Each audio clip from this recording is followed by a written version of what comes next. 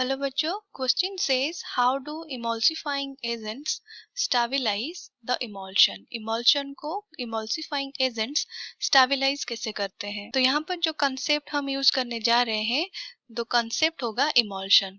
That means our की concept is emulsion. हम colloidal system में इमल्शन किसको बोलते हैं? अगर there is the presence of liquid and liquid colloidal system तो हम उसको इमल्शन बोलते हैं। लिक्विड लिक्विड colloidal system मतलब जिसका डिस्पोज्ड फेज और डिस्पर्शन फेज दोनों ही लिक्विड फेज में रहता है। तो the liquid liquid colloidal system is known as emulsion। उस इमल्शन हम दो टाइप्स के बोलते हैं।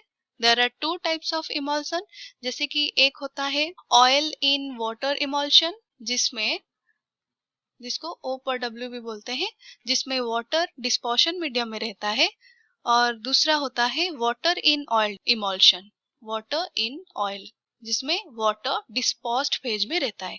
तो in the first case that is oil in water system mostly unstable होता है, क्योंकि अगर हम उस सिस्टम को कुछ देर के लिए रख लेंगे तो हम देखेंगे there is a presence of the separation of layers. वो दो ऑयल और वाटर हम दो सेपरेट लेयर में देखेंगे,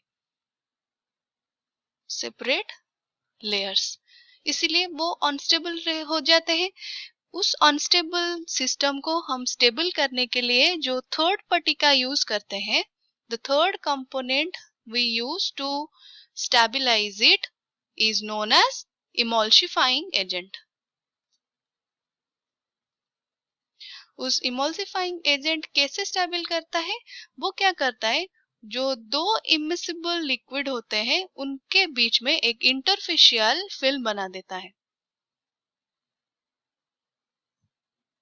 it makes an interfacial film between two immiscible layers, ताकि वो जो दो लेयर्स है वो एक कनेक्ट होके मिसिबल हो जाए।